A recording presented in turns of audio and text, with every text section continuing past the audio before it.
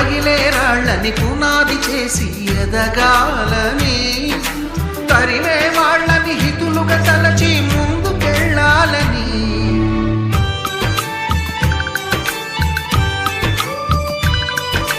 కన్నుల నీటిని కలల సాగుకై వాడుకోవాలని, కాచే నిప్పుని ప్రమిదగా మలచి కాంతి పంచాలని, గుండెతో ధైర్యం చెప్పెను, చూపుతో మార్గం చెప్పెను, అడుగుతో గమ్యం చెప్పెను. నేనున్నానని